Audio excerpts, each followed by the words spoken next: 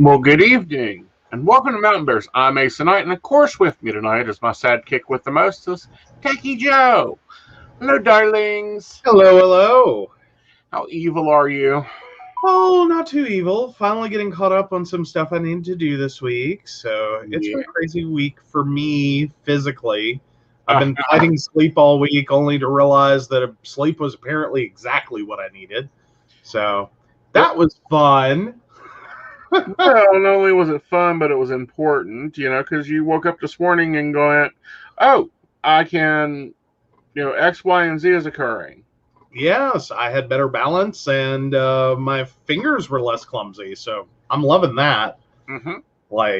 Yeah, I'd kind of given up on those two things. I thought that was, permanent now. Well, I told you it takes anywhere from 18 to 22 months for nerves to regrow and rebuild. So, yeah, that'll be good for you. Yeah, apparently my body's been trying to do that all week, and if I'd known, sorry guys, but I might have crashed out Tuesday night and just slept until sometime mid-afternoon Wednesday. I could have joined, I can run this.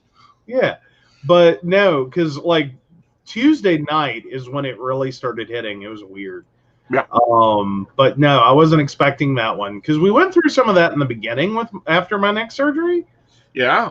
And then, here to have it all of a sudden again, because I used to have days like that right after neck surgery where it was oh my God. I had days where I think you just slept the whole day.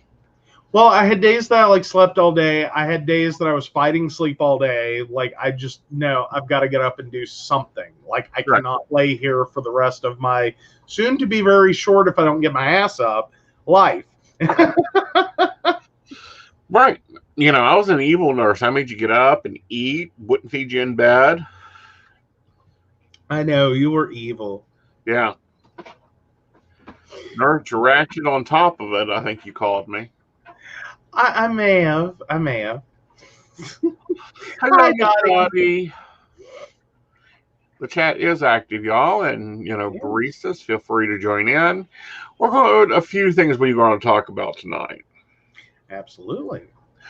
But first, let's give our headphones warning. Yes, if you have small children or easily offended family, you may want to switch to headphones because this will only be adult appropriate.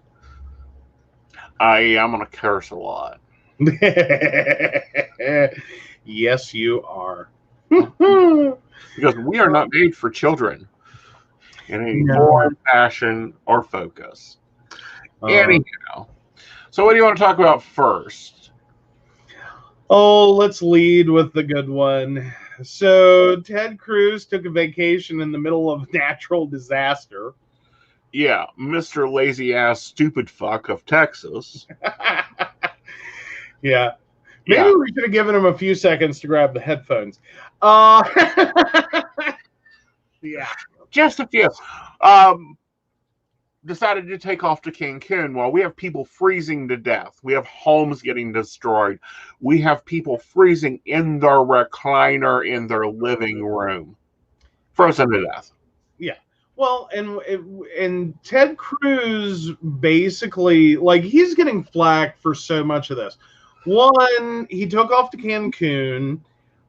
Two, getting to and through the airport required police officers be pulled off of handling the current natural disaster.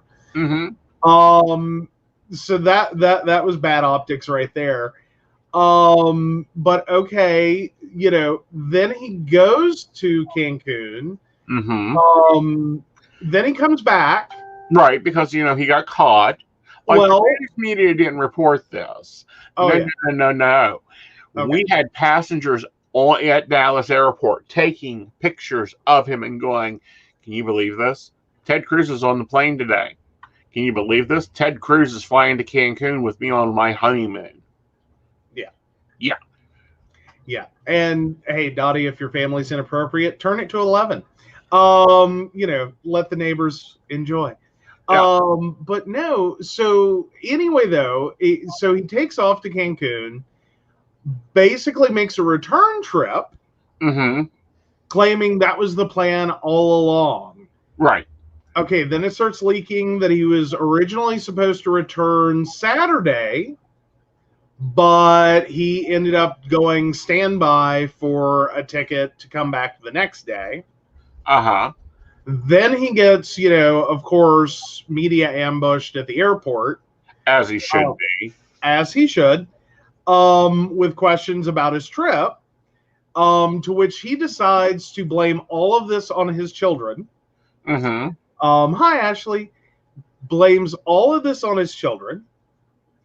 With this whole, like, well, I was trying to be a good dad, make sure that they got there safely and checked in and blah, blah, blah.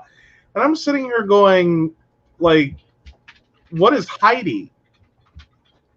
Yeah. Like, is she incapable of managing 2 children and air travel? Well, not only that, Ted Cruz, Oh, yeah, we're on Ted Cruz. Idiot. My question is, his children, I believe, are 10 and 12. Yes. How many 10 and 12-year-olds want to go to Cancun? Well, that's a fun one, too. That's more of like a 17, 18 and beyond trip. Right. But, hey, whatever floats your boat, may not have been their first trip there. They may enjoy Cancun. Who knows? Who cares? Even if it was their idea, you're the responsible adult here. And I can totally understand wanting to get your family, out of this situation. Many in Texas would like to get the hell out of this situation, lacking resources to do so. You have resources to do so. Drop your wife and kids at the airport and, love you, miss you, have a good time, enjoy the trip. I'll be here. I think we could all see that maybe happening, and it's like, okay, that's still a little meow, but I can understand it. Unfortunately, the more, like, now we're getting into neighbors and friends are like outing him with the text messages before this trip in which he had no intent to return before Saturday. Yeah. He was going to ride this out on a beach with, a nice old drink in his hand, and it was going to be a great, vacation. Exactly. He only returned because his campaign manager got on the phone and said, "What the fuck are you doing?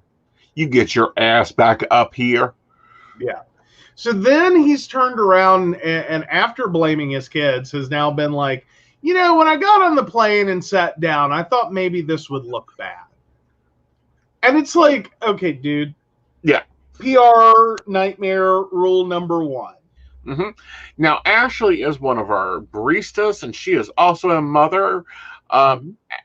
Ashley, your kid, now his kids are 10 and 12. I've not had to deal with children in a very long time.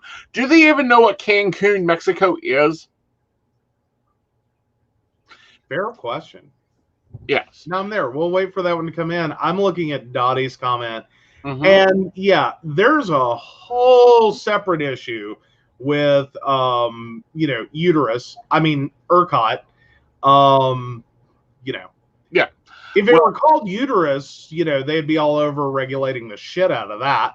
Well, I'm loving that meme personally for Texas right now, as if they had called it uterus, it would have been regulated the hell and back. well, here's the thing with this. They were told in 2008 that they needed, by their investors and by everyone else, they needed to weatherize the equipment. Because they were losing power in the summer, they were losing power in the cooler areas, and they started to get snowfall in the hill countries. They refused to. Right. Well, and it also becomes a long-term issue. Plus, this is Texas. Right. With the number of storms you have going through this area that are typically tropical storms, not winter storms, but with the number of tropical storms, I would think this would be one state in which you would really want to start looking at buried, at a buried grid versus an above ground grid. Right. Like North Carolina has done in large swaths of North Carolina. Just because the snow and ice especially is very bad there, not to mention all the problems that North Carolina faces coastally with, storms from off the coast coming in and knocking stuff out. Going underground helps a lot. Right. And their governor right now looks like the dumbest idiot ever. Like, Jim Justice is level stupid 1. Governor of Texas, I can't even pronounce his name because he's an idiot. We'll just call him the Texan idiot, who has been governor 3 times. First blamed wind and solar. Someone goes, oh, but that's only 7% of your grid. Then it's currently outperforming even our predictions for this weather event. Yes. Yeah. So what about the other 92% of your standard grid? Also failed to winterize. Because that's currently the problem they're facing with like wind turbines is Texas being Texas, and the general climate there, they didn't see the need to winterize. Right. So they kind of foregone that. Right. And went, yeah, it'll be fine. It doesn't get all that cold. It doesn't get all that bad. It'll be fine. It'll be okay. And yeah. But it's the same problem they've had with the rest of their system is, again, generally speaking, Texas, not all that bad. Right. Not all that bad in the winter. Not like it's not a tropical hot spot, but it's not all that bad. Right. Average degrees is 60 degrees in the winter. They'll drop to 50. There's a few gardening. There's a woman of oh yeah, gotta love that there are totally functional like wind turbines all around the rest of the snow-covered world, fully functional right now. Right. Solar are now awesome in the winter if you can keep them clear, i.e., put windshield wipers on them. The very large windshield wipers, by the way. Oh, solar? Yeah, very much. Actually, solar works better in cold weather and with snow-covered ground because the snow will reflect light. You actually get an increase in the amount of capture possibility. Right. Slap on the fact that you really don't. Granted, there can be issues when those panels are snow-covered. Right. However, those being dark-colored panels, as long as you can start to, it's sort of like having an asphalt driveway. As long as you can get that direct sunlight onto any part of it that's exposed, it'll actually clean off itself pretty well. Right. I used to pull that stunt with our driveway in Princeton all the time. Because all you had to do was like 2 paths down it, and as long as you don't have to go anywhere that day, as if you went out first thing in the morning, did your 2 paths, the rest of it would start to melt down. Right. And then it was just a matter of making sure you had somewhere for the water to go. Right. Which, they can go into the cooling system. So we have an internet governor, a privatized electrical system where people now have electric bills at $9,000. And climbing. We have debit card accounts that are automatically being charged $7,000 and $8,000. Yeah. Well, and especially with the Gritty is coming up in this. Yeah. Because apparently in Texas, you can do this thing that to save on your electric bill, you can pay by effectively the day. You have a monthly fee as a home user of like $9.99 a month. And then you pay wholesale rates updated at 5-minute interval. Basically exactly what they're being charged. Right. And that's a problem at the moment. Right. And one that I don't think anyone, including, especially not the customers, but including like the Gritty itself, I don't think ever anticipated.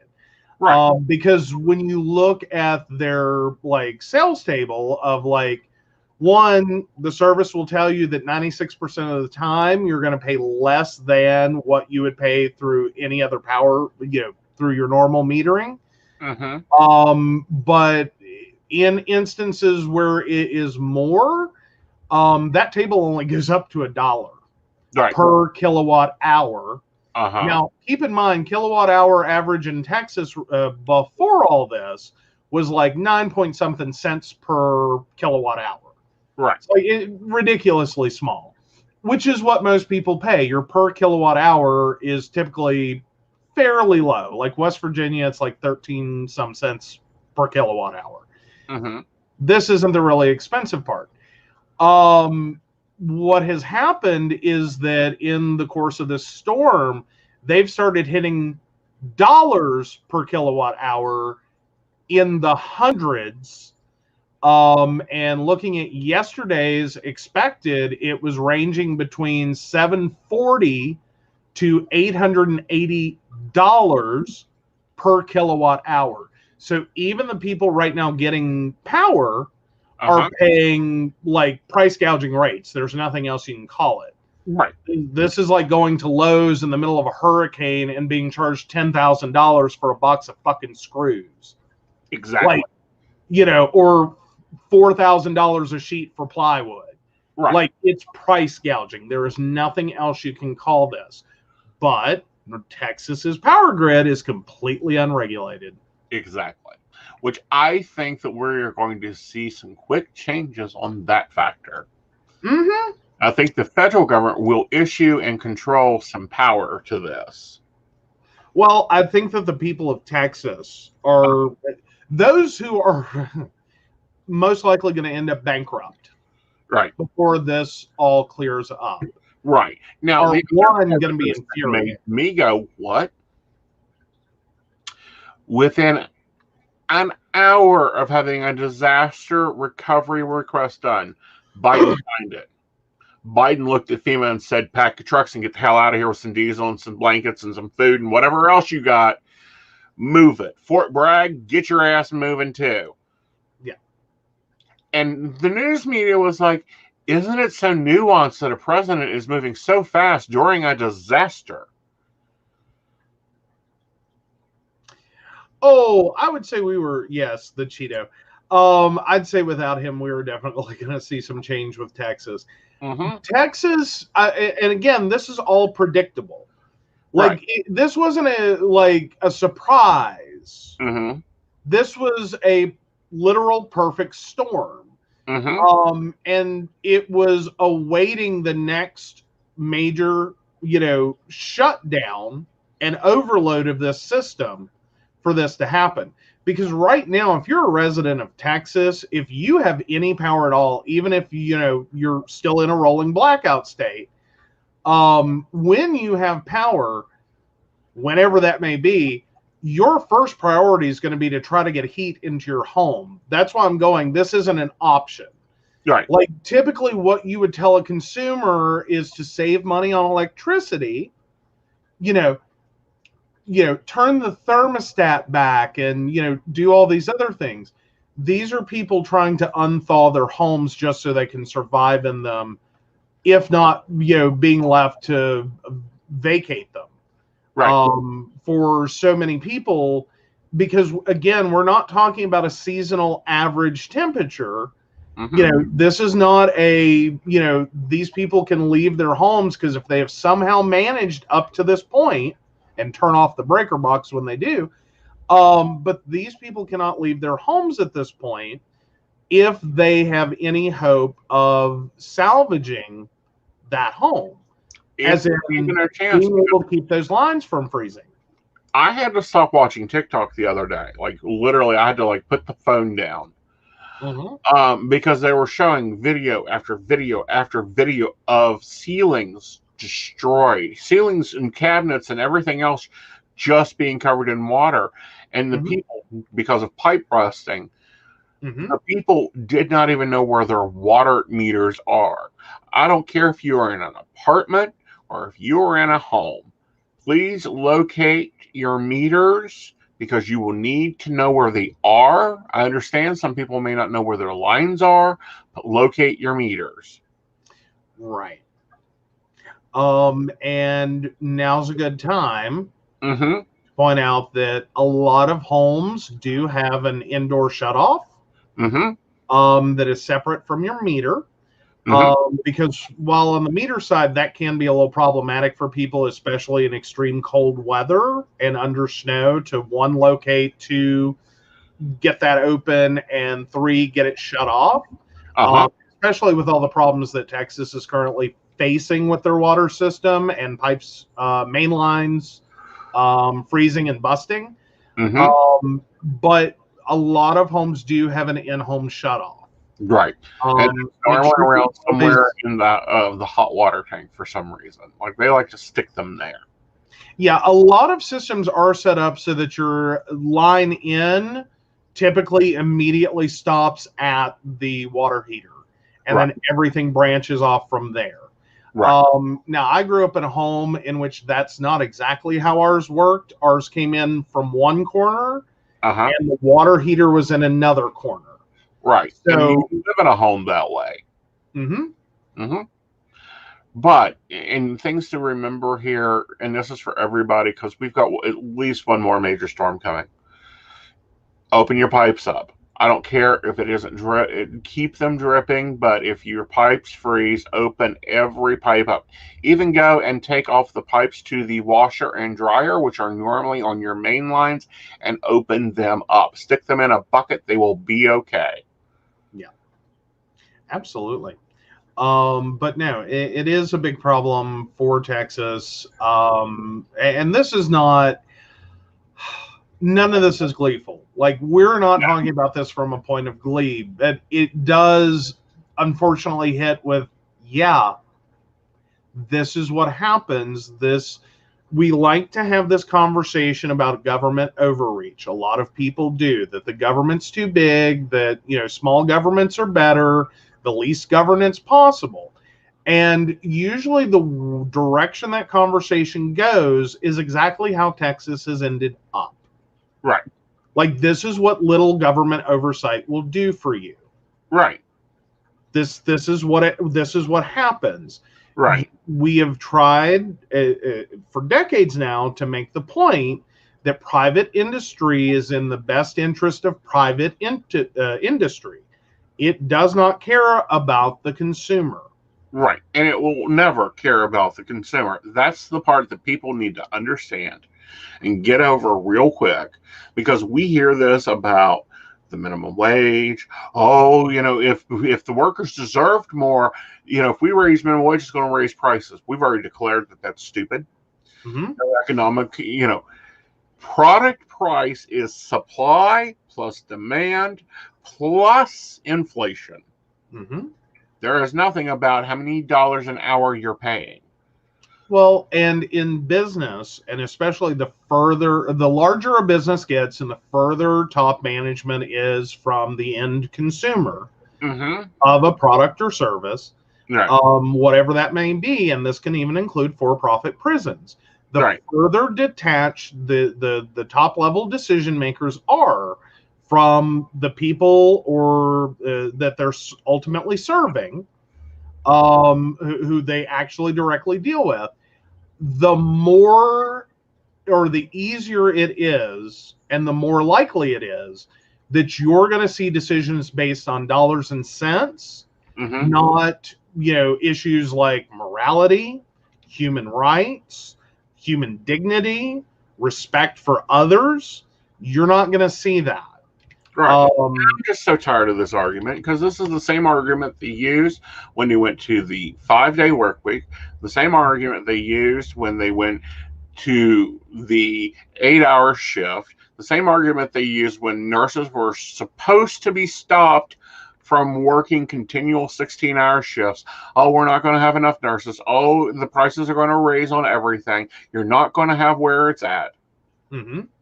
Well, and that's also where, additionally, finally, Bud, you're preaching to the choir tonight. Yeah. Well, I would almost argue is that the value of unions is pointing out what should be obvious. Right. And what is obvious for many people, that needs to be standardized. And we've seen that come out of unions. It's our work week, our maximum or our typical normal hours of a work week. The list goes on and on of things that unions have been able to, through getting this for their group of employees, put this in the national conscience or conscious of things that everyone should have. Yep. In doing so, it also opened up the idea, screaming socialism. Yes, Colin, I'm there. Like, no one seems to get that. Like, even as their snow gets plowed off of their main road, no one ever gets it. Like, that's socialism. Hi, did you get to the grocery store today? That's socialism, one way or another. However you got there, socialism made it possible. Sorry, hate to break it to you. Gonna have to go live in the woods, off the grid, completely disconnected, grow your own food, and then you can talk about how much you hate socialism. Until then, you're kind of stuck with it. Because and these are valid points to make. But with the union situation, what ultimately came of that is that we put this in the national conscience, or conscious. I don't know why I keep saying conscience. Consciousness. And in doing so, many of these things became standard labor practices. Like, they became government regulation. This is, so it's not just unions that we need. It is smart, intelligent regulation over industry and business. Right. That actually sits here and pays attention to what's going on in the working world for the average employee, and tries to make sure that that becomes a fair and equitable situation. Because, quite frankly, back to this whole concept of dealing with businesses, the decisions are going to be made over dollars and cents. I didn't take one damn class in a business school in college that dealt with finance, economics, or accounting, or any other part of business that said, and this is what we should do to create a fair and equitable environment for employees. There's not a class on that. Right. That didn't exist. Still doesn't. I can already tell you that from out of an MBA program, you're not going to learn that either. Right. That's not a class. MBA programs and business schools are all about what is best for, or in the best interest of a business. Right. It doesn't sit here and look at the employee as part of that situation. That's a human resource. This is where we start distancing ourselves from human beings. Bob the mechanic. We first call them a human resource, and then we add so many layers of management and other people till we get to, in a large company, a executive that will never meet Bob, doesn't know what Bob's situation is, and doesn't really care about Bob. Because, okay, if Bob gets injured on the job, they have a team of lawyers that are going to sit there and fight any claim he makes. And even if on the one-off chance Bob manages to get his case through, it's still going to cost them less to not implement this policy and let Bob maybe get through the process on a might get injured situation. They're going to let Bob potentially get injured. Right. That's how that works. Right. Hi, Gio. Welcome to Mountain Bears. Hello, Gio. So the article I was referring to of a man freezing to death, Mm-hmm. we're up to 4 people freezing to death. A 60-year-old, not identified, died in his chair Wednesday in his home with his wife beside him. She's currently in the hospital. The wife was 72. They had no power on Wednesday. Mm-hmm. And I will also point out that I've seen comments from friends of mine that have family in Texas. And one of them that really struck a chord with me was this person was talking about, y'all don't understand. We're down here in Texas. This isn't normal weather. We don't have generators. We don't have 4-wheel drive vehicles. We don't have snow plows. We don't have. I'm sitting here, our homes aren't built for this, And I'm sitting here and I'm feeling a lot of connection with that because, we're in West Virginia. Mm-hmm. We have a 2-wheel drive vehicle. Mm-hmm. And another point was made about not having snow tires. Yeah, my car doesn't have snow tires either. Our luck here is our homes were built around the climate. And that is helpful. But it still doesn't necessarily, for a lot of people in West Virginia, it's not that different. You don't get a house in West Virginia that automatically comes with a generator. Right. In case anyone thought that the further north you went, the more standard this gets. It's more likely that people in nice suburbs will potentially have these things. But it's not a guarantee. You don't just get issued it because you live here. You don't get issued, snow tires because it's winter in West Virginia. You can totally go to a car dealership, and many people do and have 2-wheel drive vehicles. Right. And 4-wheel drive does not make you a better winter weather driver. No, actually do not make you a better winter weather driver. Right. We don't have a generator. We function fairly well. But our house was built in 52. I've got 6-inch walls. That's the way the house is. And Colin, I'm not forgetting the carbon monoxide cases. People trying to stay warm in their cars and their garages and died. I'm not forgetting the currently reported 2 homeless people. Oh, honey, WD-40 is good for a lot of things. The 2 homeless people that froze to death, one of them at the doors of a hospital. At the doors. Not on the street, at the front door. What is wrong with them? Okay, what is WD-40 good for? Anything that needs to be lubricated. No. She's asking what was 4-wheel drive good for. Okay. I heard it as you started to say it. No, 4-wheel drive is typically meant for off-roading. And what it does is it works to power all 4 wheels of a vehicle, typically with a slip differential, meaning that each of those wheels can spin with more or less power. Basically, what's going to happen is if one wheel loses traction, the vehicle's going to sense the high rate of spin, reduce the power to that wheel, and transfer it to the ones that do have traction. Right.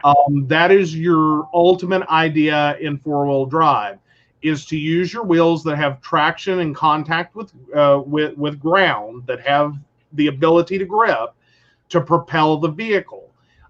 This does take some extra special care for the driver to make sure you understand what wheels are turning and which ones aren't, because it can begin to affect the steering of the vehicle. Right. Because you can start moving in weird angles. Now, with all of that, Snow can be a use case for four-wheel drive, considering you can, in some instances, get in that stuck situation where you have, contact and grip on the ground with like 2 or 3 wheels, but not with 1 or 2 others. This doesn't work on ice. Right. Not typically. You would need very sporadic ice to make this more useful. Right. Typically in a 2-wheel drive, your standard traction control will handle with that. Right. On a 4-wheel drive vehicle, the more prevalent ice is, or the more percentage of the road is ice covered, the less help that is. Right. Because once you get 4 wheels without traction, there's nothing the vehicle can do to make this better for you. Right. It's not going to get better. Right. And, the Explorer had 4-wheel drive. I used it twice. Mm-hmm. Both in the summer, both visiting friends. Their driveway was a nightmare. Mm-hmm. Yeah, you can get totally stuck in 4-wheel drive. It's not hard. No, it's not hard. It's not a benefit. I like front-wheel drive.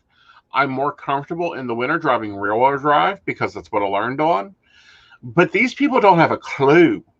Like, they don't have a clue on how to drive in snow. They don't have a clue how to drive in winter. They've never done it before. This may be the first time they've seen snow because they haven't had temperatures like this since 1901. Well, actually, it was depending upon what area of Texas and as to when the last time they had temperatures this low. Right. And it ranged everywhere from, I think, like 89 or 87, somewhere in the 80s, all the way back to the 1800s. Right.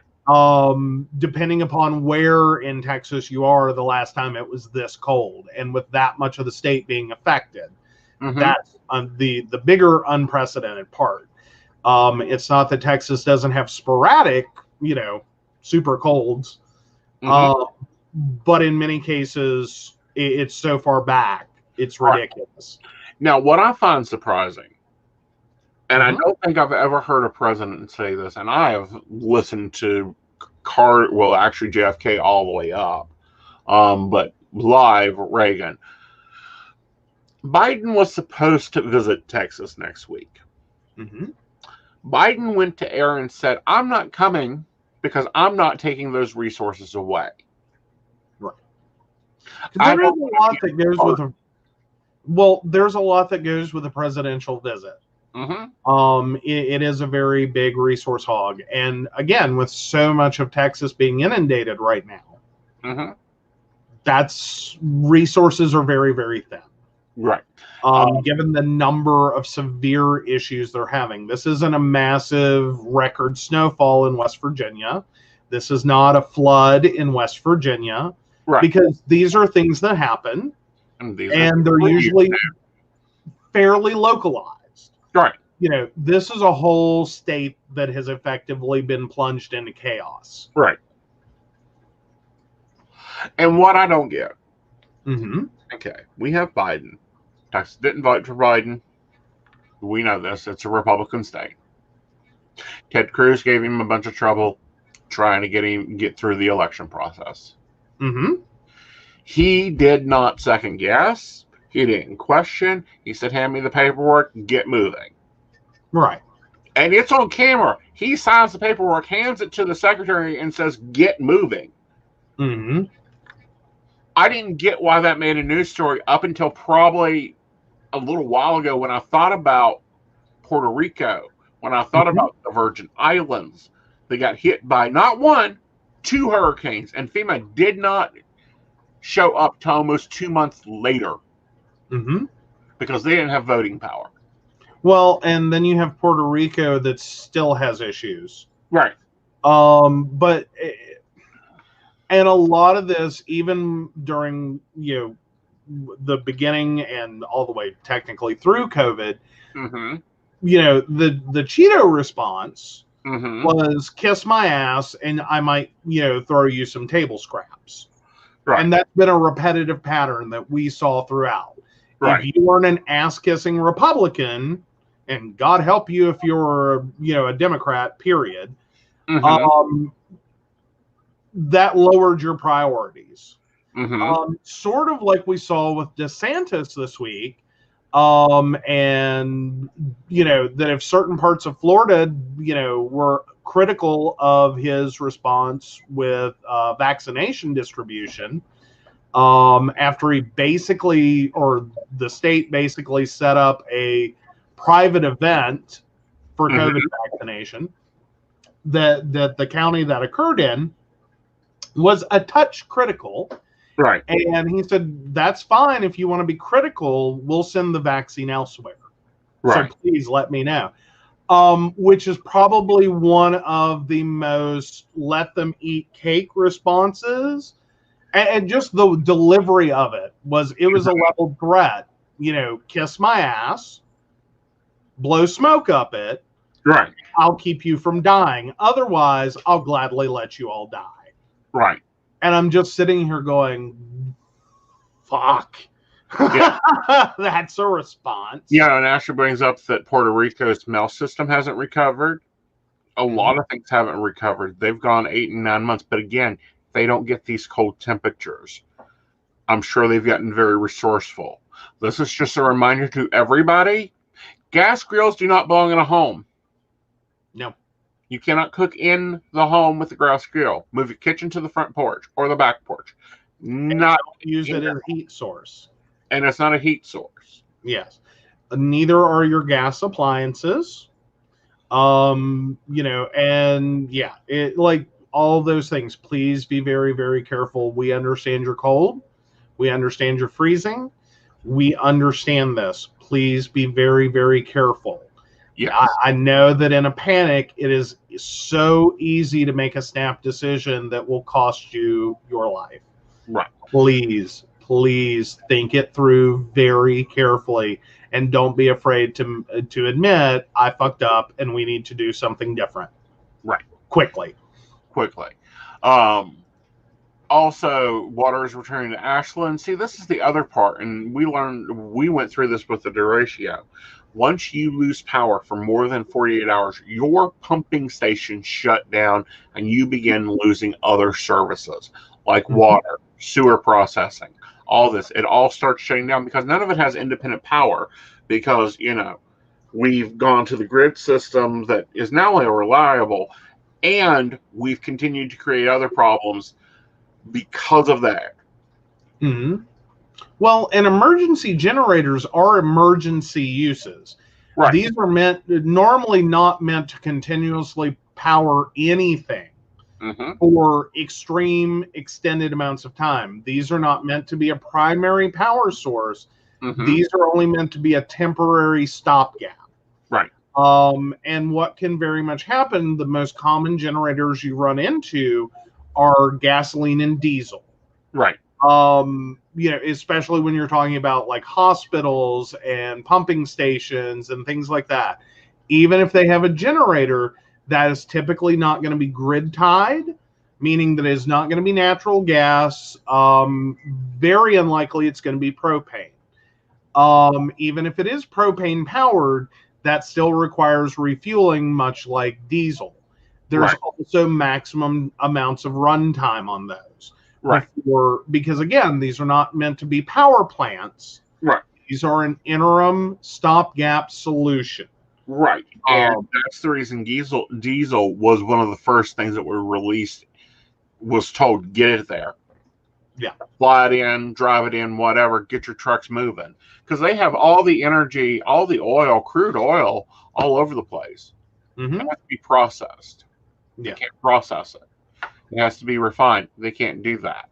So this is really a nice big tug up.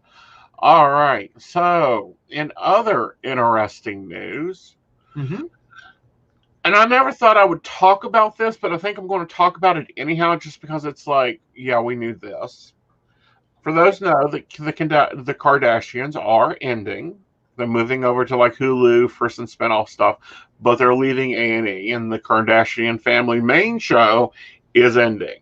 The Kardashians. Guess what is also ending? The what is that? Kim and Kanye West marriage? Yes. Yes. She has filed for divorce officially. Always fun and exciting. Always fun and exciting. Always like, where's this going? What's going on with this? But I'm gonna say she hung out longer than I thought. 6 years. I'd be like, ain't doing this. Ain't going here. Ain't dealing with it.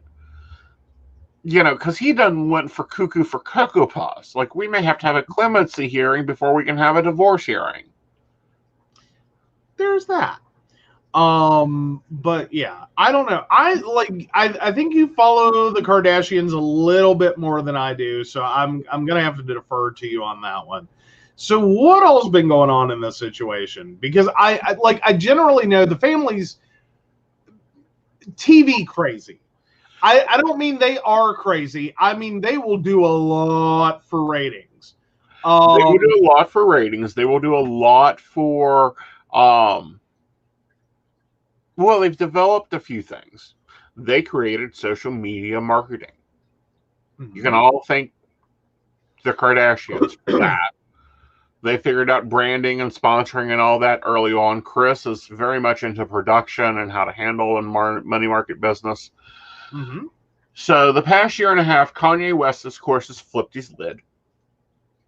Like, I'm sorry, he's gone cuckoo for Cocoa Puffs. He's thrown Grammys in the toilet and pissed on them on on Instagram. He's done a lot of crap. He also, before this, was doing Sunday services and trying to run a cult, but apparently that isn't working out for him. And Kim has done everything she can to control the situation and the press and the media of it. And she has had enough. Enough of him trying to control her, trying to control, brand deals and things that she's trying to do to support her family. Mm-hmm. And her, 5 kids, 6 kids? Oh, I have no idea. But no, it also kind of brings up the point, has anyone tested the water in their home? I mean, it just sounds like a lot of drama keeps building up there. Right. Like, is there a lead poisoning situation here? Mm-hmm. And it seems like each of the relationships these kids get into all go really sideways. Right. Like, none of them have ended well so far. Yeah, she's had 4 children. The oldest is 7, the youngest is 21 months, and she's requested joint legal and physical custody. I think that needs to be changed to where she has full custody and he has visitation, pending a psych eval. Of course, Kanye unsuccessfully ran for president. I personally think that was trying to get black voters to vote for him, to split the Democratic vote. And it's just been one thing after another with him the past 2 years. Mm-hmm. And it's like, no, I'm done. I'm out. Yeah. It's been a lot. There's been a lot of a lot. Mm-hmm. But yeah, I don't know. Like, the news just gets weirder every day. Right. Like, kind of back to our first story. I cannot believe Ted Cruz hopped on a plane and thought this was a good idea at any point. Well, I think he thought that, and what's even more is he, said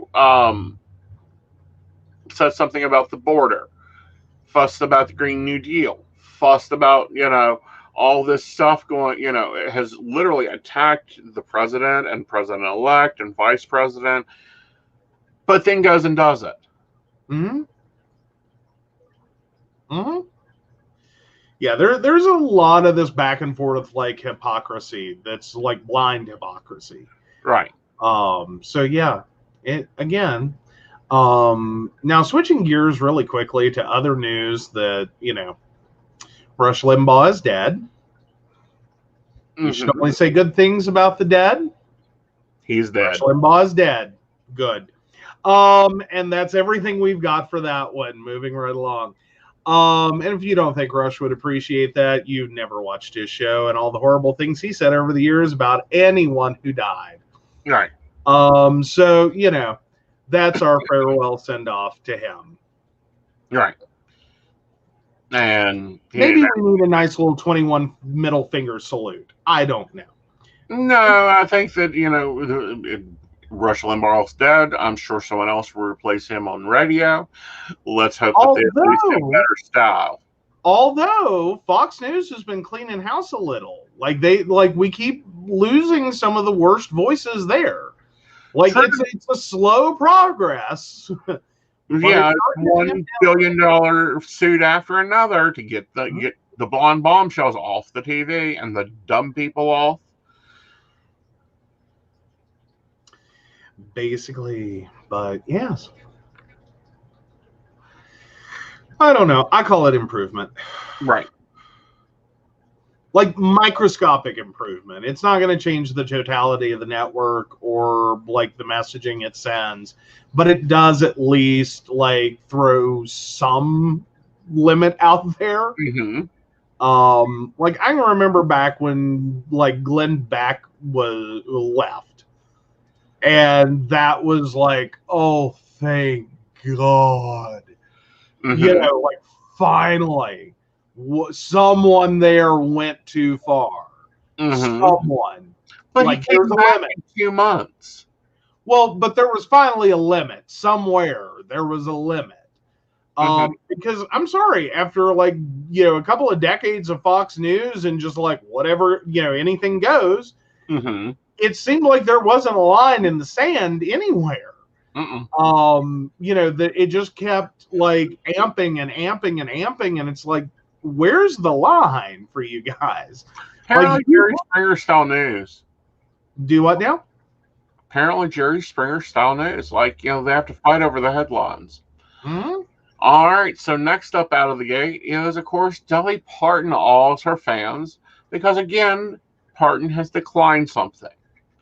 Oh. There was a large call and a large request for a statue of Dolly Parton to be placed at the Tennessee Capitol. Mm-hmm. Of course, Parton has declined it. Okay. And wrote a letter saying, maybe when I'm dead, I've got more work to do. But no, not right now. Hey, there you go. As before, she has, at this time, current tally, she has declined to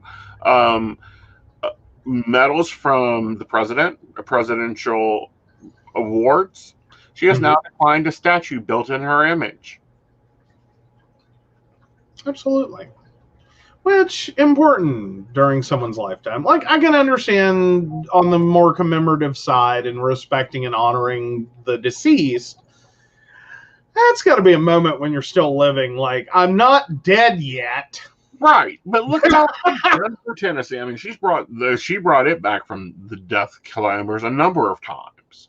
Yeah, but it is still, like, being considered for it is definitely an honor. Right. In and of itself.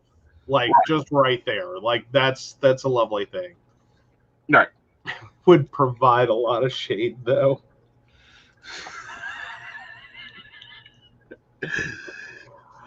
We're going to let that comment stand on its own and moving right along.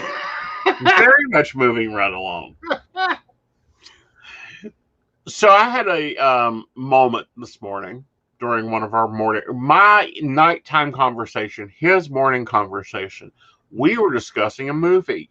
The movie is Birdcage. Mm-hmm. And for a moment there, I had to wonder if we had both watched the same movie. Clarify. Are we talking about the one with Robin Williams? Are we talking about where, the senator's daughter is marrying Robin Williams and his husband's daughter?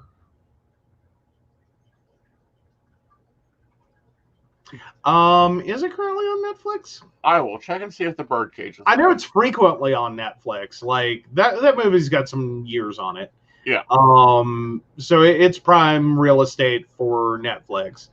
To be one of their frequent on again, off agains. It's on YouTube. You can watch it. Hey, there you go. But no, well, because last time we were talking about fried green tomatoes. That's a whole different thing. Right. Oh yeah, there you go. She caught up with us. Yeah. Oh, the newer one with Sandra Bullock. That one I don't know offhand. I don't know. The Birdcage with Sandra Bullock right offhand. Like, did we remake another movie? Oh, don't tell me we did that. I'm looking at the one from 1996. Okay. Let me see where Sandra Bullock is at. Just so we know where we're at. I have the list started. I figured out the movies. Sorry, Ashley was asking, did I get my top 10 list done? I have figured out what movies are going to be on it. Oh, not the Bird Box, the Bird Cage. Oh, there you go. Yeah. So anyhow, I watched this movie when it came out, and I saw a lot of me in its main character, and of being at that time, the stepmom working in a club, clarifying Nathan Lane's character. Yeah, played by him. Mm-hmm. And I found the story being very much trying to find your place when you're not a part of a nuclear, and when you're not the shape of the nuclear of what's standardly there. And you saw much different undertones with it. Well, yeah, because it's one of those movies that you spend so much of the movie with this whole like non-traditional family dynamic of two gay men raising a child, and what all of that must have been like, considering their occupations. One owns a nightclub, the other one is a drag performer at the nightclub. This child had to be a fun friend all through school, because like he had to be backstage for all of this. Like, this is classic like backstage kid, right? That's what this had to have been, right? And so of course there's a culture clash of the senator and the senator's daughter, and the privileged life she's had up to this point, minding her P's and Q's and all of this, and the two of them meeting and the integration of those two families. But what I always found interesting through the movie is you hit right up to the dinner scene. And it's all of a sudden you've watched all of the stuff going on in that household and all the effort they're making to try to like make this work and cover up the fact that the son has two gay dads. All of a sudden the mirror flips, and you suddenly realize the family with the problem isn't the one you think it is. It's the senator, the wife, and the daughter that are totally screwed up. Right. Like, they're all at each other's last wit. And the dinner scene for you made the movie, like, that's the pivotal scene for you. It is, in a lot of ways. Like, granted, it's a comedy movie. Right. In a lot of ways, it is just straight up a comedy movie. This is why you hire Robin Williams and Nathan Lane in the first place. Right. And to some degree, Christine Baranski, whose name I finally remembered because I couldn't get it to come to head last night. But so in this moment, you realize that, oh, he had a mom and a dad. Like the minute Nathan Lane's character walks out dressed as a mom, it clicks. Like, that's what Nathan Lane's character was the whole time. Like, he had the most normal upbringing of probably anyone in that room. And then here's this other family that's supposed to be, this staunch Republican, morality, right, perfect suburban socialite family of politicians. And they're broken. They're totally dysfunctional. They cannot pull their shit together for each other at all. Like, if it doesn't fit their mold, fuck you. Right. Is where they're existing at. Right. And see, for me, I got that at the park. Mm-hmm. The park scene where Nathan Lane, and I'm been trying to remember the proper name, but Nathan Lane is there at the park. He's gone through a whole day of trying to figure out, oh God, how am I not going to embarrass my son? How am I going to do this? Mm-hmm. What can I do? Do I even belong here? Is this one of those points where it's like, no, this isn't my place? Is he ashamed of me? Is he ashamed of the life that, the 20 plus years I raised him and put him to bed and, all this? And, this is what we're going to do. We're going to dissolve our marriage so that he can be happy and you can go do whatever you want. And I want alimony and I want these rights to the bar and you can have these rights. Just this whole scene of this is what I'm doing because I want this to happen. Right. That's where it shows that that the boy had a mom and a dad. Well, while that's one moment that led up to the dinner scene for me where it all clicks together, that was more about their relationship, and you're starting to find out that, this is in many ways a very typical relationship, minus all the paperwork. Right. And that's the big point of that is they're not legally married. They're not, they've never done the wills. They've never done any form of legal protection for each other. Mm-hmm. They've just kind of ran with this, that this is the situation. It works. Right. And that's kind of Robin Williams' character's main point is that, who cares? Right. I don't care if it's all yours anyway. I didn't know you needed paperwork. Right. Is kind of the point he starts making, and it does a lot for them and their relationship. Right. And you start to get how they work together. Right. But then it's not until the dinner scene that you see the whole family relationship and you start to process everything that's gone on up to this point in contrast to this other family that you think that this should be the one that everything's so easy. Right. And this is the one where everything is so screwed up. Everything is so dysfunctional. Right. No one's on each other's side. Well, not only that, but then, and you brought up the bio mom, and I'm like, yeah, but she wasn't even that concerned. She was more concerned about the stepmother. How is she reacting to this?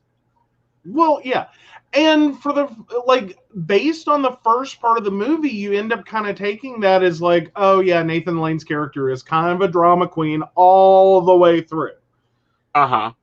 Which he is. But then you start to realize that, and again, back to the dinner scene, is where it all starts to slam together that, this is a kid with a dad and two moms. Or however you want to term it, right? This is a kid that has three parents, right? That are all concerned. They just all did their own thing, and it's not this John met Jane and they got married and had a family and started a business and da da da da da da. That wasn't it. It is non-traditional. It doesn't fit that mold. And you missed out. He has a dad, two moms, and a house nanny. Well, yes, there's of course Agador Spartacus. Yeah, whose character I think should be expanded on. Well, that's a whole character in and of its himself. Which who cannot love Agador Spartacus? But but all of it together, for me, it slams together in the dinner scene. And you see that just everything's falling apart for this dinner, everything's starting to come unraveled already. Which sounds like any party I throw, but anyhow. They're Agador Spartacus is not a cook. No. They didn't think about the China and the China pattern and the fact that it's little Roman boys frolicking.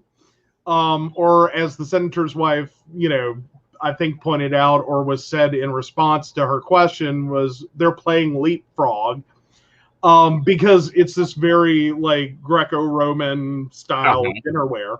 And it's basically implied sex occurring between two men. So all these things are happening. And like it's all starting to unravel, and like it's starting to like get weird and uncomfortable for the girl's family, the Republican family, the senator family, just as Christine Baranski walks in. Right. When it's all like, what the hell's going on here? Right. And because then it's like, wait, if that's your mother, then who the hell is that? Right. Which has its own humor to it. It's the point in which, they sat down and start the conversation of, look, this is reality. This is what it is. This is what's going on. We're sorry we lied to you. You see the Republican father blow up. You see, his wife is like, oh, can it? And, the daughter is like getting commanded to, get the hell out of here and, blah, blah, blah, make a choice, whatever, ultimatum city. Yeah. And like it all slams together that, at the very end of this dinner, that like all of like everything that his family did to help him, in contrast, her family is doing everything to break them apart.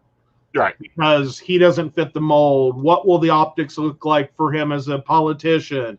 What will this be like? You're going to ruin your life. You're going to, all of this starts like there's no effort to help her and be like, do you like the kid? Right. Like, do you like no one, like her family doesn't give a shit. Right. It's what about me? What about us? That situation. Right. But I hate to say this, that's probably the last good gay male featured movie. Oh, yeah. We ended up having a whole separate conversation on that, is that there are major problems and very few really good gay cinema movies. Right. Lesbians, and this is where we have to be careful with saying gay cinema. Typically, that would imply the larger LGBTQIA plus community. The alphabet mafia. No. Yeah, the alphabet soup. No, I'm talking specifically gay cinema. Right. Very, like, lesbians get amazing movies, one right after another. They're not all perfect, but, they're really good movies. Better Than Chocolate. Oh, my God, if you haven't seen that, like, that's worth it. That is so worth it. As long as there's lesbians involved, it'll be a good movie. When it is an entirely or predominantly gay male cast, and it is shot, built around, and billed as a gay movie, no. More than likely, it's just porn with a plot, or it's effectively too gay to live. Right. In the sense that it tries to tackle so many gay issues that it's like, okay, what all are we doing here? Like, you have a main cast of 4 people, and you're literally covering like every stereotype, every possible issue and condition that affects gay community, like, one right after another, after another, after another.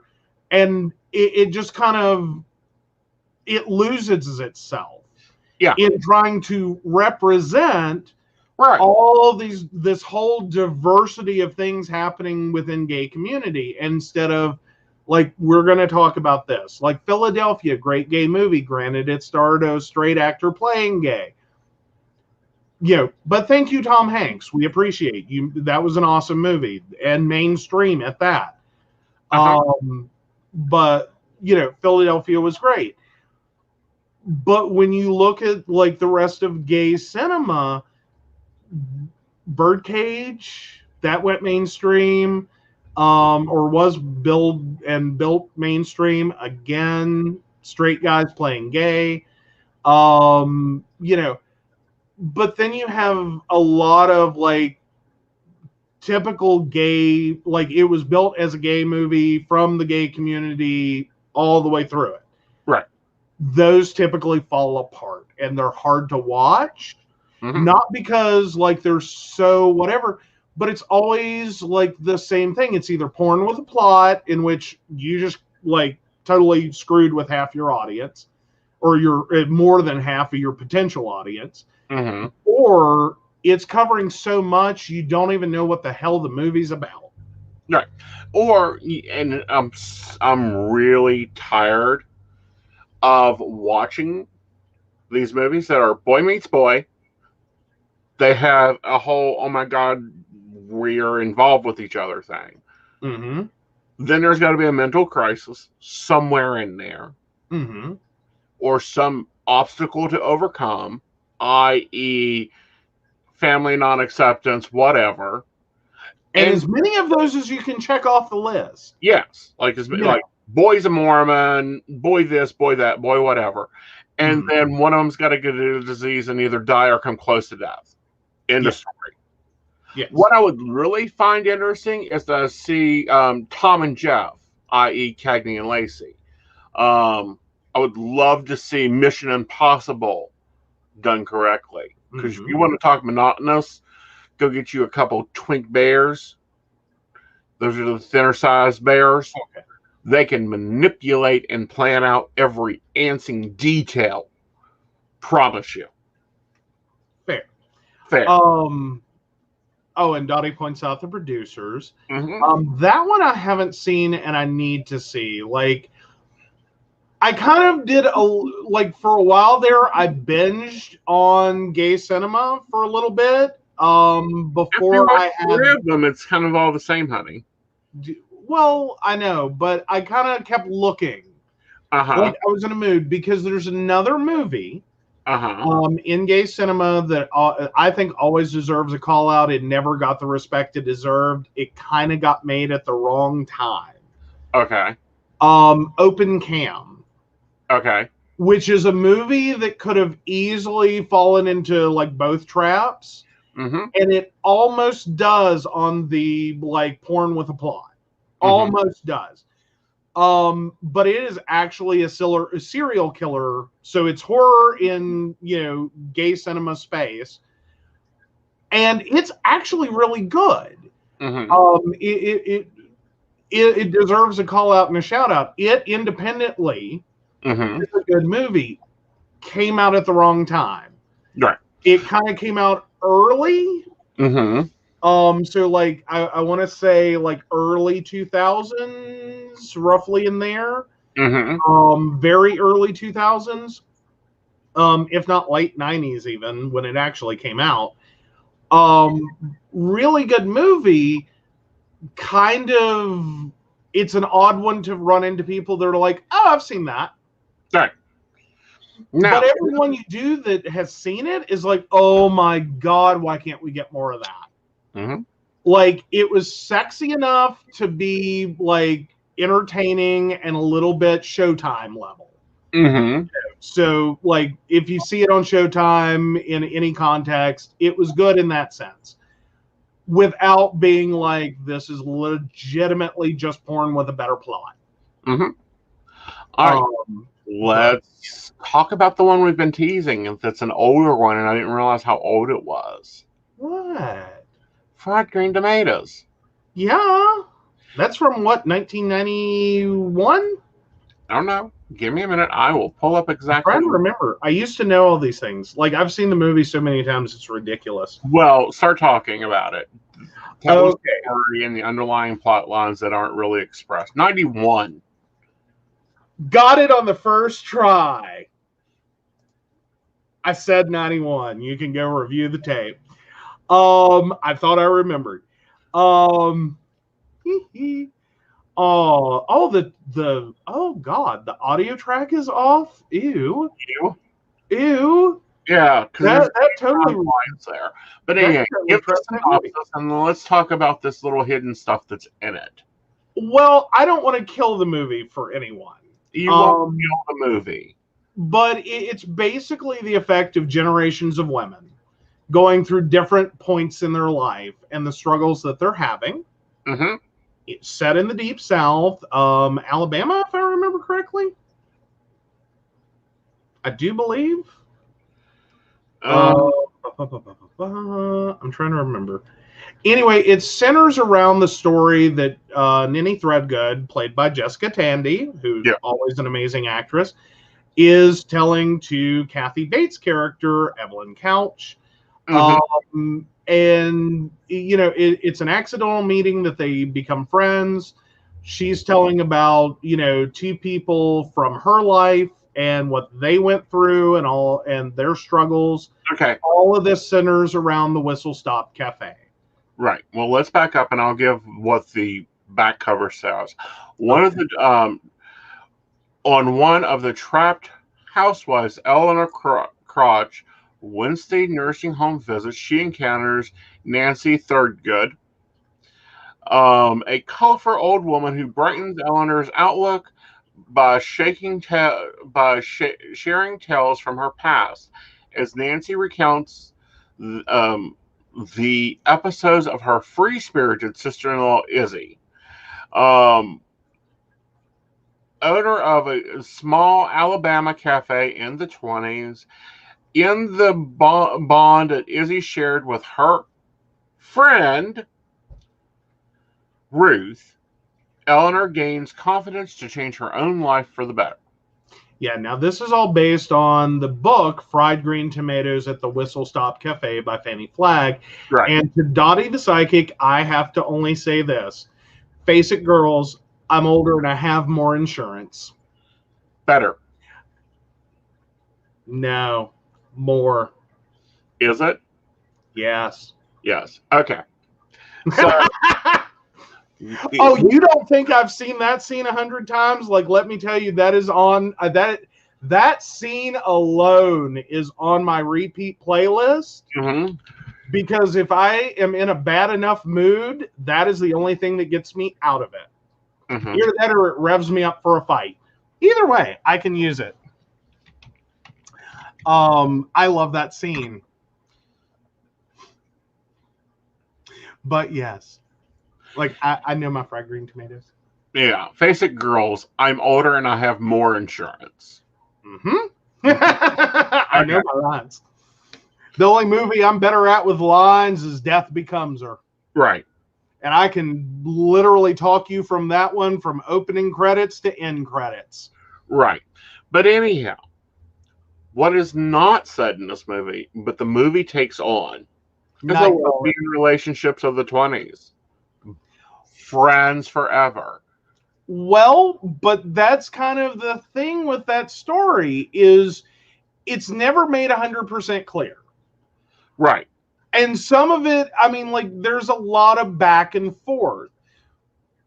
Yeah. Which then again, sometimes for, you know, lesbian relationship deep south in the 20s, mm-hmm.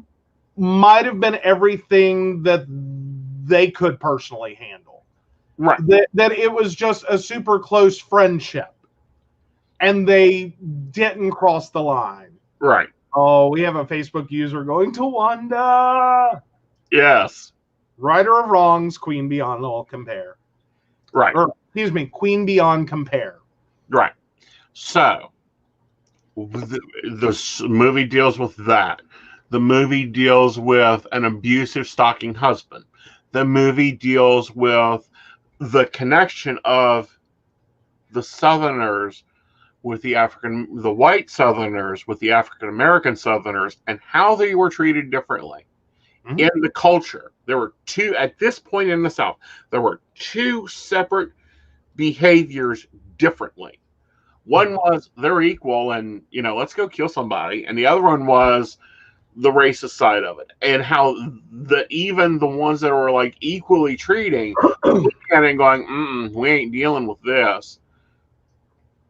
Well, that, and you also have the issues of domestic violence in the 20s. Yeah. And the fact that you didn't have legal recourse for that. Mm-hmm. That there wasn't a strong, there was no understanding Mm-hmm.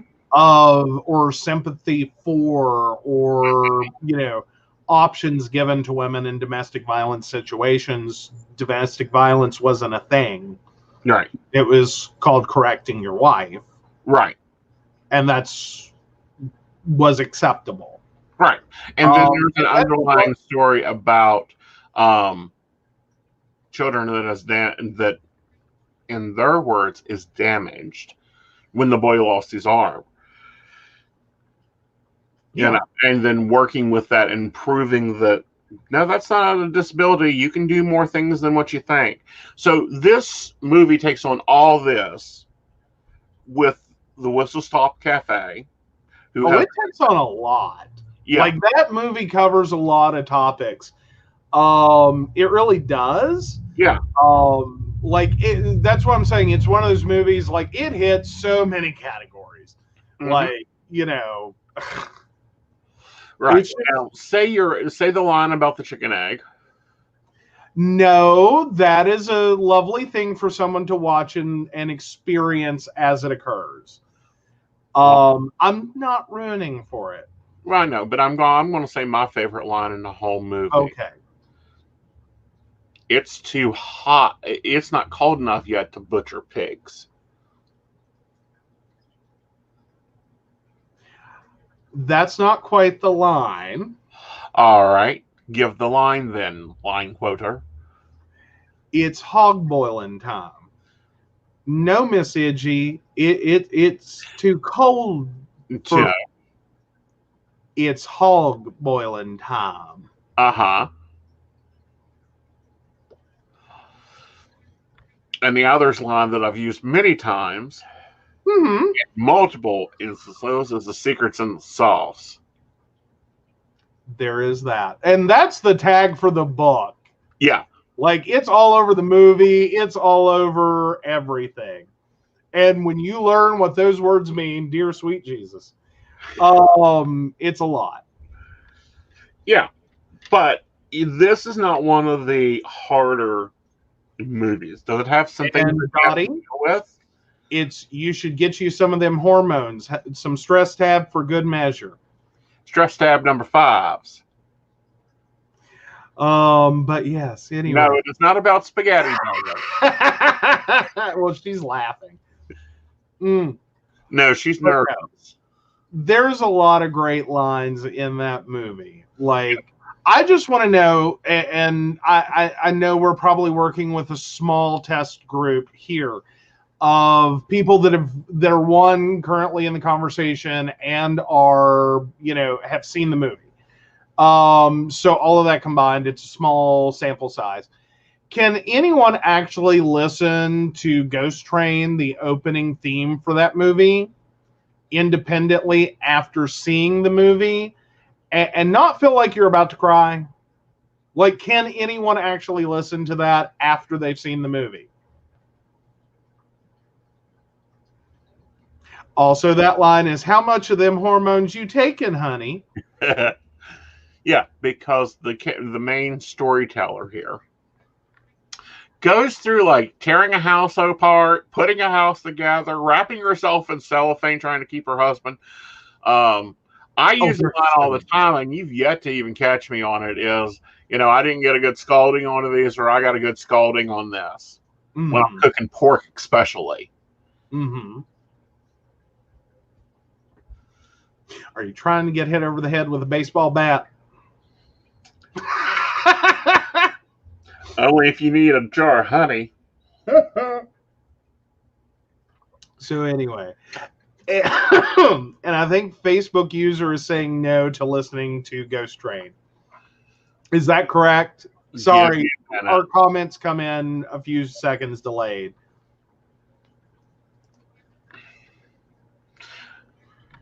I think I know who a Facebook user is. Give me a minute. Okay. Well, we don't want to out them. Like, they're allowed to have their anonymity. I was just trying to figure out if that's what they were responding no to.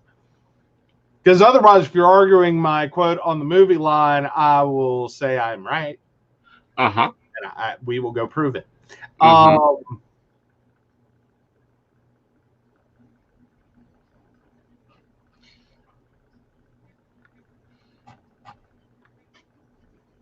Yeah.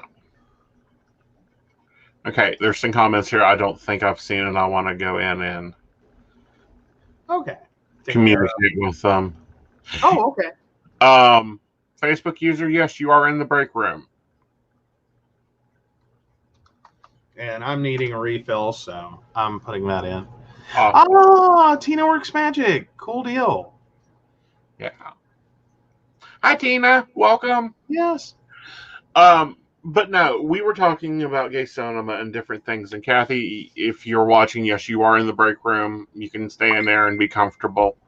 But other things to look at when you're watching movies and realizing the time period. I think we, and as a culture, has really demonized a lot of things, and we forget the everyday human interactions that occur there. Mm-hmm. And allowing those things to connect and be connected. And that's that lens you have to watch some of this stuff through. Mm-hmm. Mm-hmm. Now, speaking of that, something occurred the other day. Okay. Do you want to go into that or save that for after Ashley's question? Let's take Ashley's question. All right. Ashley, 82696.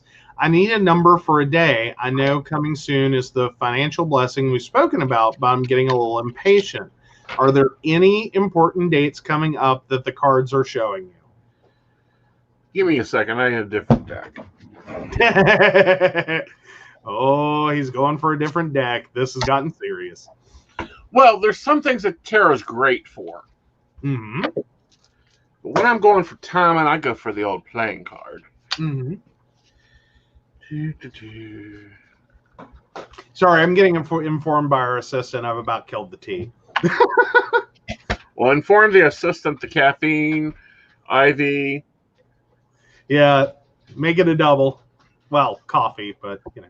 Yes. Sorry, guys. I had to switch to tea, and we've been debating whether I was going to go and like outwardly say that. Invisible assistant. He won't be invisible Thursday night. Apparently. So yeah. Anyway, I had to go off coffee. So yeah. Sorry, had to warm up the playing cards. Let's see what we're doing here. All right. So you've got stress and problems and headache going on. We have the 5 of good God. 5 of spades here. So I'm looking at 5 days. Money will be improving with the 4 of hearts. That's 16 days. Okay. Yep. So we're looking roughly at 16 days from now. So almost 2 weeks. A little over 2 weeks, sorry. A little over 2 weeks. Yeah. So roughly about the first, beginning of the second week of March. Yep. All right. Ooh. Ashley, 9 of clubs. Pay attention to dates that are a 9. Okay. Numerology-wise. You'll see it in my feed. That is something I am moving back to being a static post, is the numerology by the day.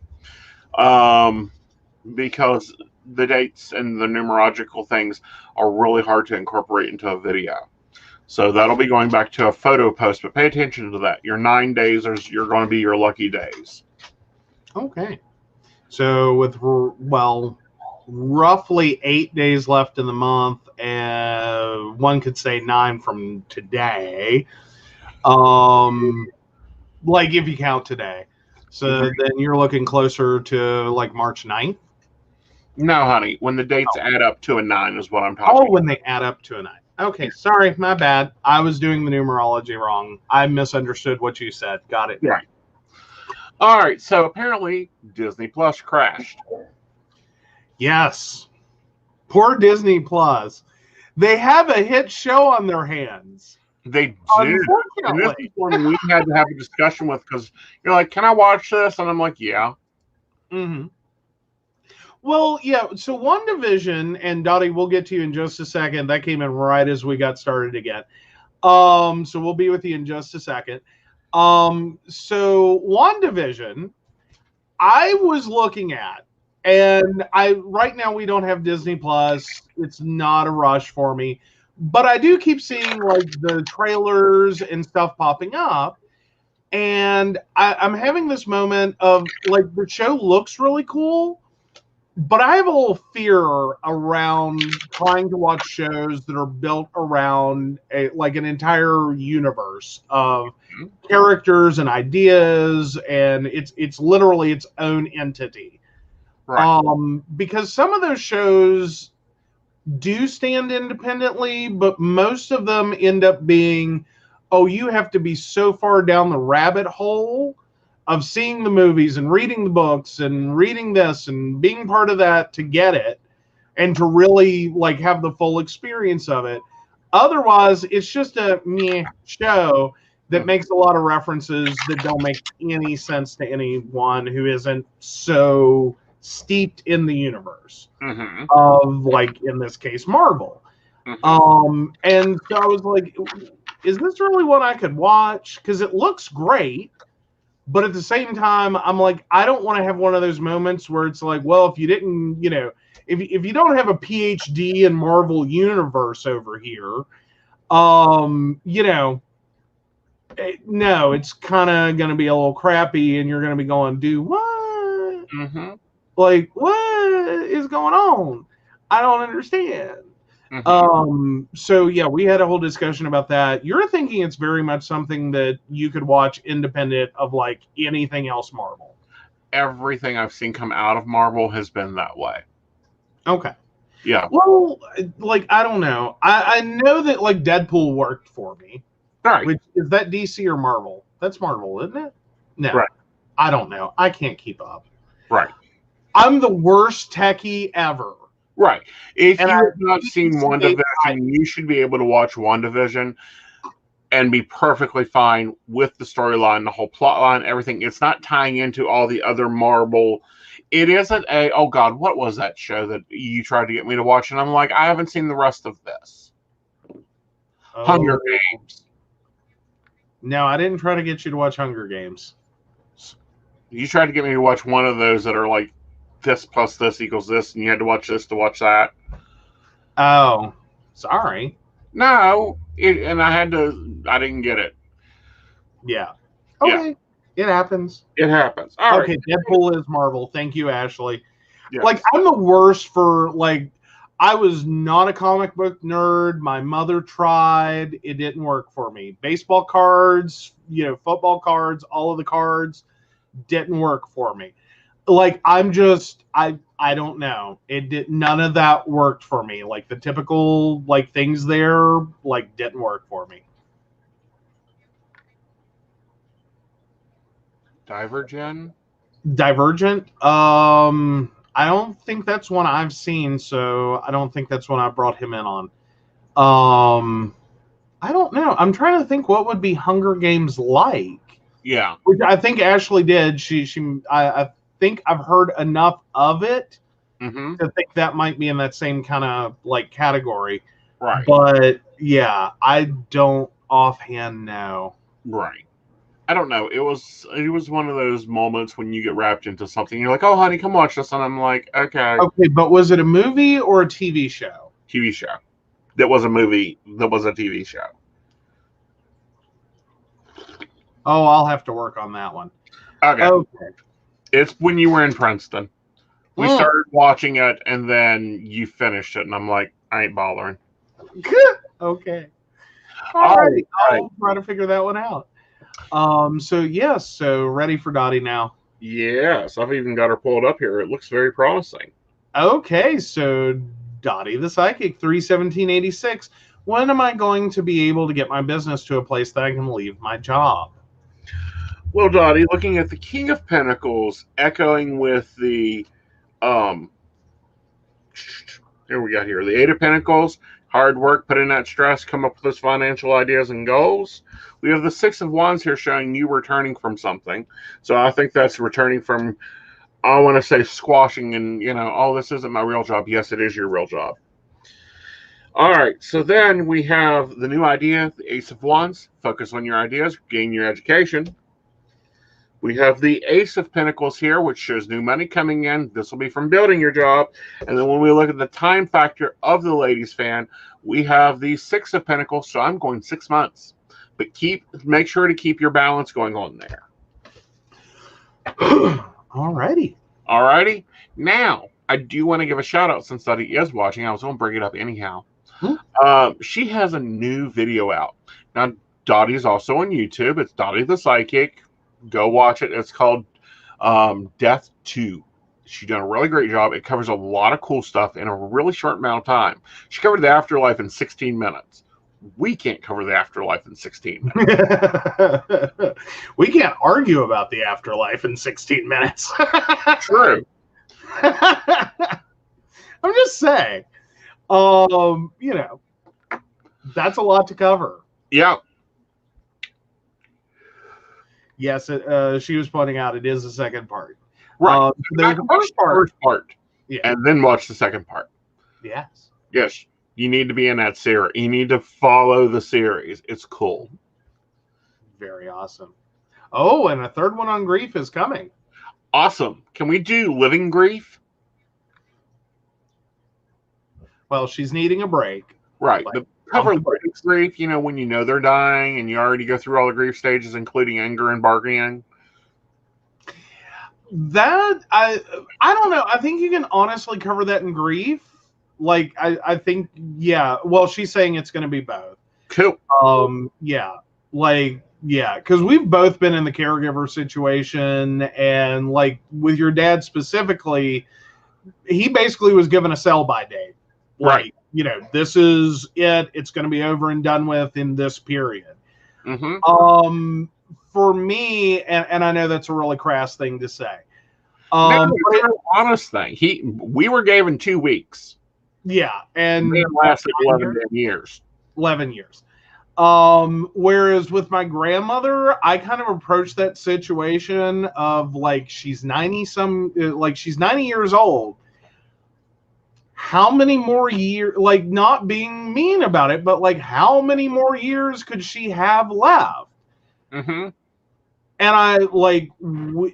And I'm not saying this is just me. We kind of all sat there and thought the same thing. Like, she's 90 years old. How many more years could she have left? And, you know, we thought when her son, my dad, passed away, like, okay, that's it. That's going to kill her, like, 6 months.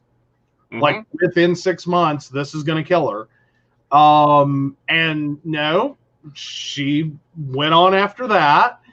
And, you know, kept going, and it turned out to be 7 years from the time I got there. So 2010 to 2017, full-time caregiver, watching her mental decline, her physical decline, like her quality of life decline, her ADL capacity decline. All of this is declining.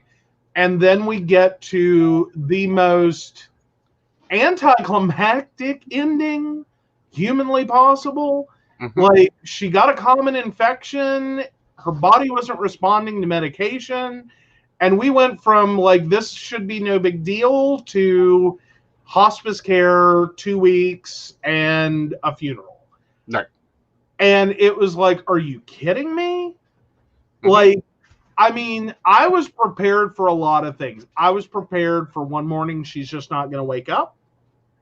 I was prepared for she's going to have a horrible accident, you know, because she was having some cognitive issues. And there were things she had already done that were like, I don't know how she survived that, but okay. You know, the one example I give is she had this clock in her kitchen and the cord was going bad. So she takes the clock down, sets it on the stove, and goes to replace the cord on it.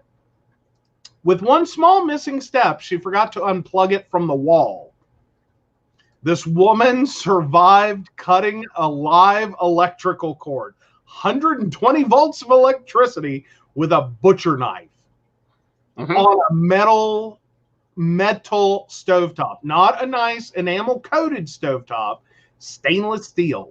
Mm-hmm. This is the stuff that, like, for the first year, I'm one, learning, and two, like, also dealing with other things she's doing Mm-hmm. that are making me increasingly more afraid to leave her alone for any extended time. Mm-hmm. So yeah, and point blank, yes, caregiver stress.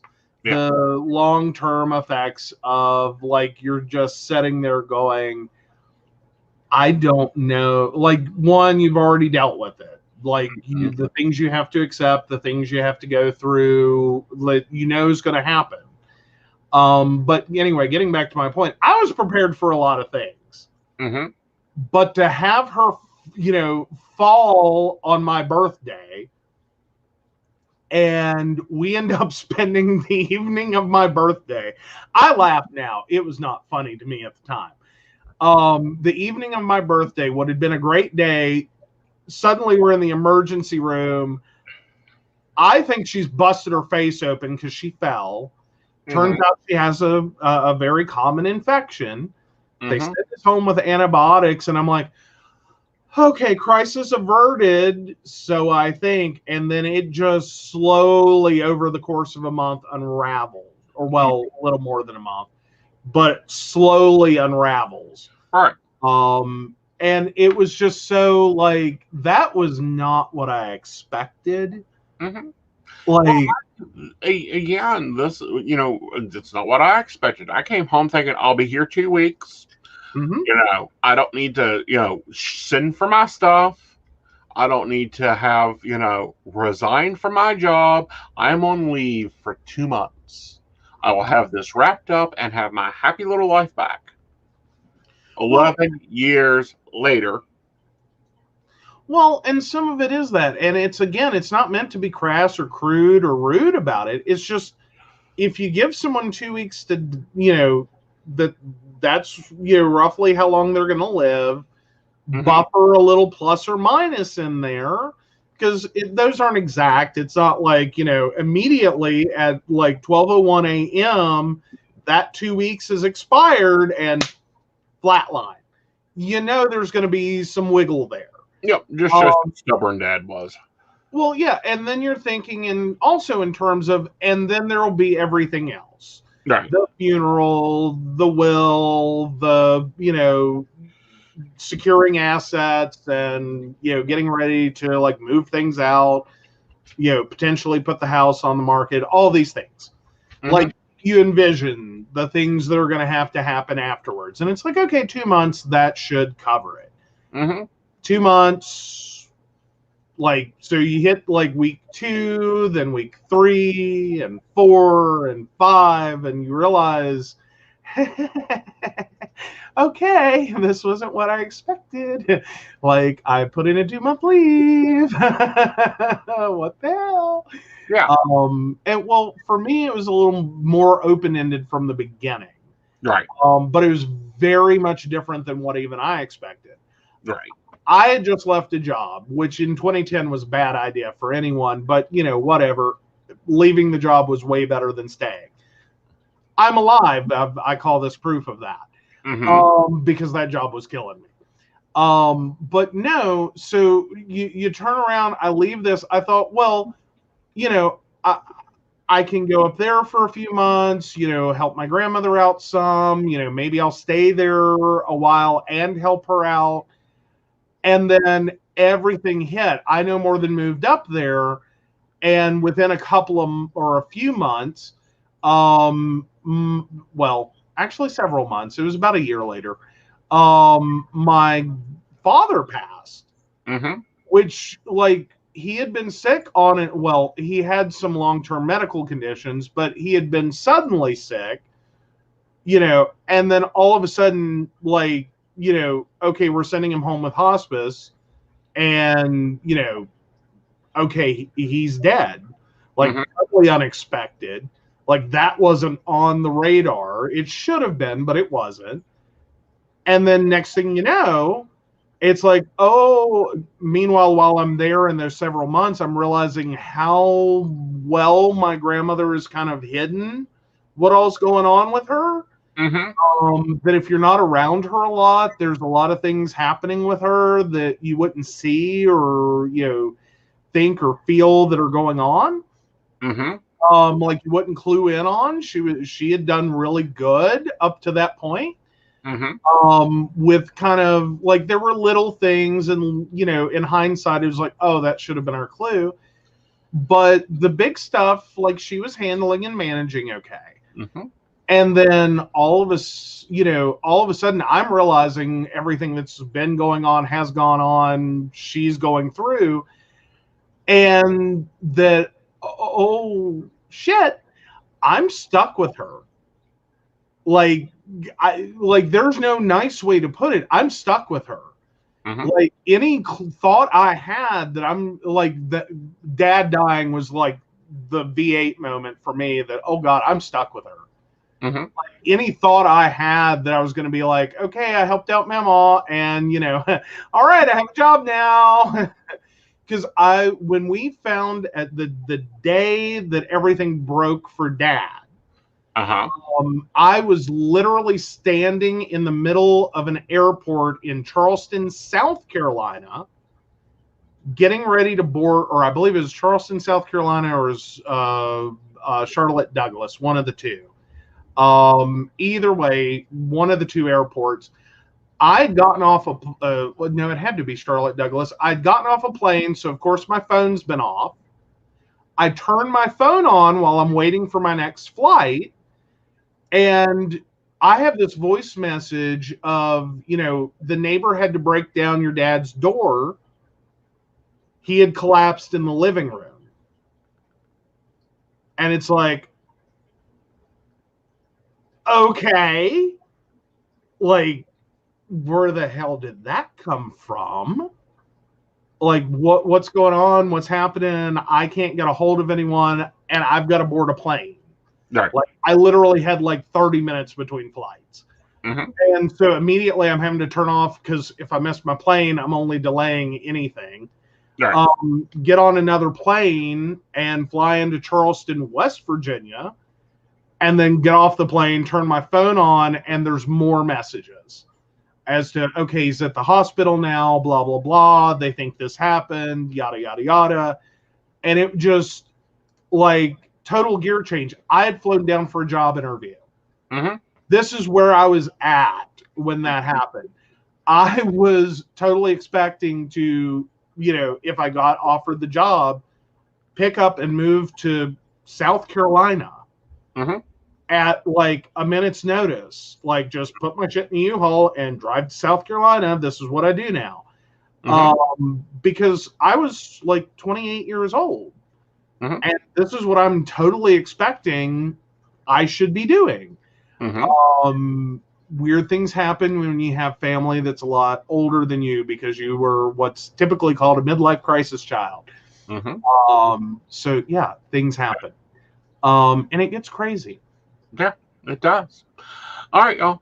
Thanks for hanging out with us. We hope you enjoyed this episode. Patreons, be looking for a post. We are going to be scheduling your live Patreon.